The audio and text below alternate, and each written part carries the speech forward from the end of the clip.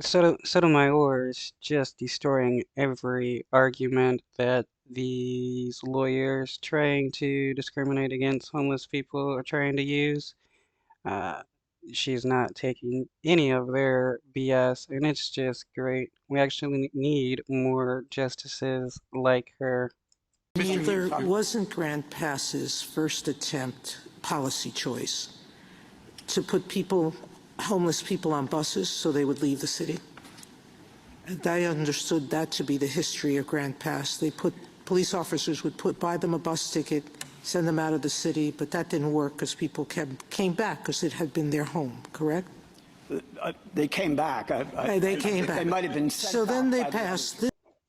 Yeah, that's something a lot of states have done where they would force homeless people out of the other state by forcing them onto a bus and telling them to leave.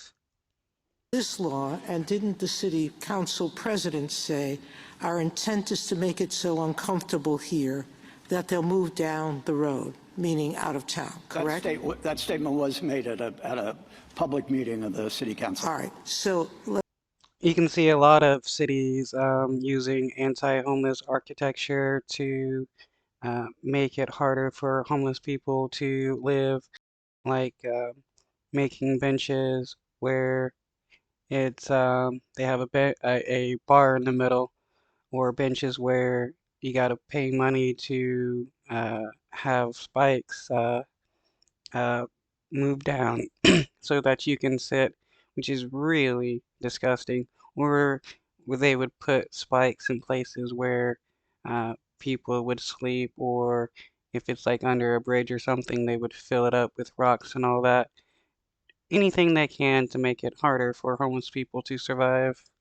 let's assume what you're saying or accepting, that do you happen to know, or maybe I hope one of you knows, how many beds there are in Grant Pass, shelter beds?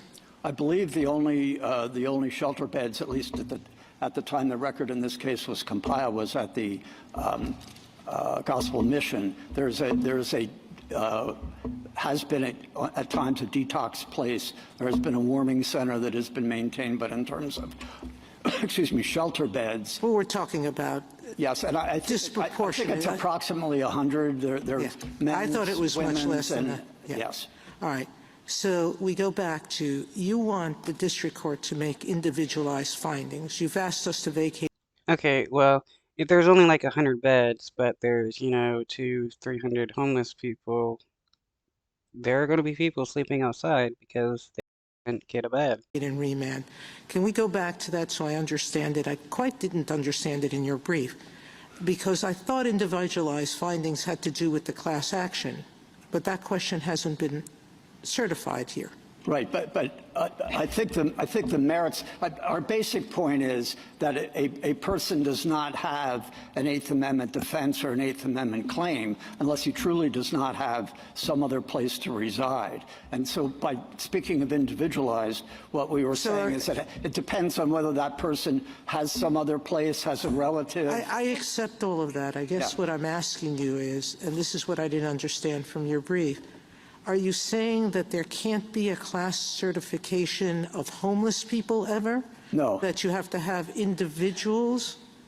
Or are you saying that the injunction is too broad if it doesn't provide for remedies that are somehow that the person has to prove a certain number of things before they're entitled to the injunction? I wasn't sure. No, but the Eighth Amendment claim is a personal one, and this context depends on whether the person does have another place to sleep. So the person.